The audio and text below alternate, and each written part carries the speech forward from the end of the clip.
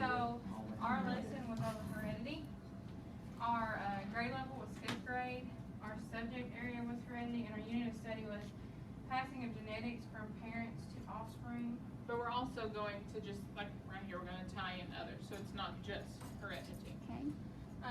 Our standards were science, math, and reading was what we combined. With science, it was describe how genetic information is passed from parents to offspring during reproduction. With math, it was apply and extend previous understandings of multiplication and division to multiply and divide fractions. Interpret a fraction as a division of the numerator by the denominator. And then our reading was comprehension and collaboration. Summarize the points the speaker makes and explain how each claim is supported by reasons and evidence. Our learning objectives, it says the student will create a Punnett square. The student will compile information from the Punnett square and transform it into fractions and percentages. The student will create a creature from the genetic information provided in their activity, and the student will summarize the information they have learned from this activity. Essential questions: how do organisms inherit traits from their parents? How can math be used in heredity and genetics? How do scientists predict which genes an organism will inherit? And how are Punnett squares used to predict the probability of an offspring? Okay, so our I can statements are: I can show how an offspring received its traits in its parents. I can determine what its homozygous and heterozygous trait. I can tell the difference between a dominant and recessive trait. I can create a Punnett square. I can take information from a Punnett square and determine percentages of certain traits. And I can summarize what I have learned and explain using reason and evidence. Academic language, the words used would be heredity, dominant, recessive, heterozygous, and homozygous. I find that very 5th grade level, that just totally surprises me with the language that we're expecting our students to be able to do now. I do not remember teaching that, nor do I ever remember having that till I got to high school. So it's very interesting that we see the differences. Sorry, go ahead. I had to put that in. We're going to do 2 different types of assessment. Our formative is going to be an activity we're going to do later, and then the summative is a brain pop quiz. The materials we're going to need are Easter eggs, or just some way to contain something, some form of candy, or if you want to use paper, the brain pop video, a blank piece of paper, and boxes of crayons, color pencils, markers, whatever you would want to use.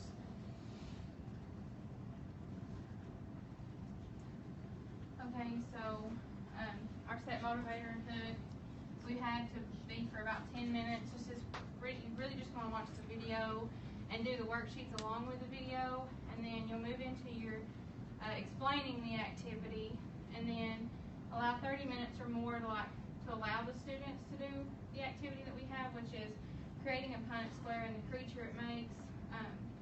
For closure, we left it a little bit longer because our closure is having the students come up and summarize what they've learned, and then at the very end they will take the brain pop quiz. They're not going to take it after they watch the video. That's going to be at the very end. And on the set motivator and hook, we have there we go. Okay. And they'll just watch the video to kind of get an understanding. It'll explain all of them for them while they're watching the video. And in the video, it also explains where heredity started, how people discovered dominant The pea plants. Yeah, it gives the whole kind of history of it very short. Here's the worksheet that we'll have them follow along with. It'll explain each of these words in the movie so that the students can follow along and have it later so that they can summarize back and use these words instead of using smaller words to explain. Okay, I'm going to stop you right there for just a moment because go back to the screen. That worksheet can now, I mean, we've talked about this. You know I can take attendance using a Google form now, remember?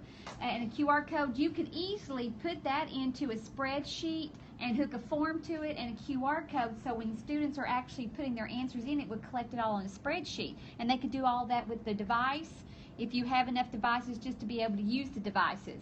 Think about any worksheet that you have can be put into its Google spreadsheet and a live form hooked to it. And then all of a sudden you've changed the look and feel of how they work on things in the classroom. Does that make sense? Okay, go ahead, sorry. And then this last worksheet is just something for them to do, and it just wants you to explain your physical appearance and how that tied into where you got it from your parents. I always love heredity, and when I learned about it in school, it's always amazing to me. I have a redhead, you know. We'll talk about that sometime. Okay, for instructional procedures, we're going to present the brain pop video at the beginning of class. During the video, the students will fill out a worksheet while following along with the video. Students will fill in one side of the Punnett square with their traits and pair it with another student who has a different genetic traits and fill in the other side of their Punnett square. Upon completing the Punnett square, the student will fill in the percentages of possible offspring resulting from the genetic cross they just made. And the student will then draw the creature that corresponds with the genetic traits given to them. After the activity is completed, the student will summarize what they have learned and show this by presenting their creature in front of the class. The student will then finish the lesson by taking the brain pop quiz to assess their understanding of the lesson. So basically what we're going to do is we're going to have these eggs, and inside of them are going to be little M&Ms or big M&Ms. So big M&Ms are the dominant, and then the little ones are the recessive. So then what you'll do is you'll find another egg that's different, and that's when they're going to mate. That's what I mean by that. They're going to mate with another egg. Okay. Type of animal. Okay. We'll do that in the activity. Yeah, we'll do that in activity in just a minute. Yep. Questions and or activities. Students or groups will receive, oh, I guess I'll just explain that. So there we Okay. go. You want me to go ahead and say that there? Yeah, you can. Or do you want me to go first? All right, so are they to open their eggs? Yeah, Yes, as soon as we hand them out, But They'll fill out- everyone's got like a certain letter. yeah, so everyone gets one of each letter. You should have 4 different eggs that have 4 different letters. B for body,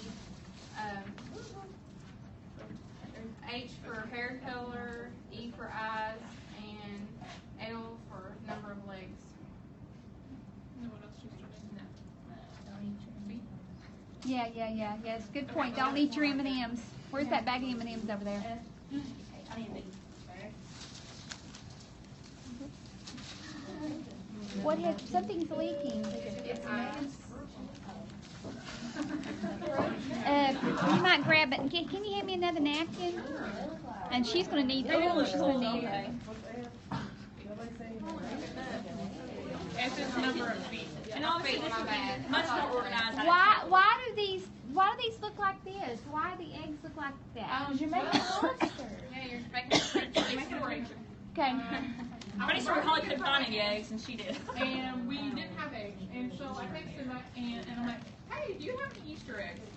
And she had these eggs, and I didn't know what they looked like until she gave them to me this morning, and they just think they're cool. happened to Yeah, look they go. like- Yeah, I've never seen them like this though. I just wonder where you find them. No idea. And then what other groups do they do? Look like monsters. That's cracked egg right there. Yeah, I mean, they do it every day. I'm creating a monster, so it's Okay, now what do they do?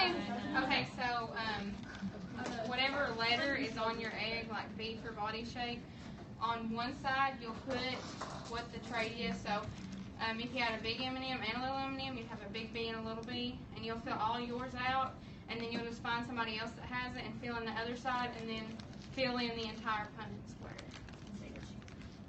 And then Quickly. the Punnett square paper we Quickly, gave you yes. earlier.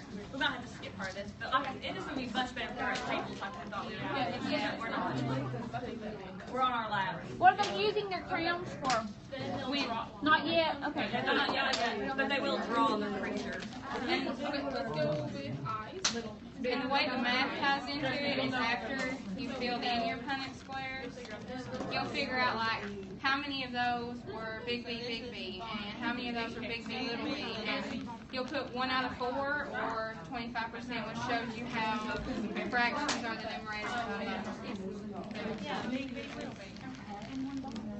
And we've done this before, and I mean, obviously it's easier with each individual person, but it just kind of. Yeah. Or if we were in tables, if you were thinking. Yes. Yes. And while you all are doing that, we're going to go ahead and move on. So pretend you all, went to another group and you crossed and you figured out your percentages. You would do that, and then you will take whatever the traits you just got were, and you can pass the background for the eggs back. If you want to eat the M&Ms in there, go over. They're good.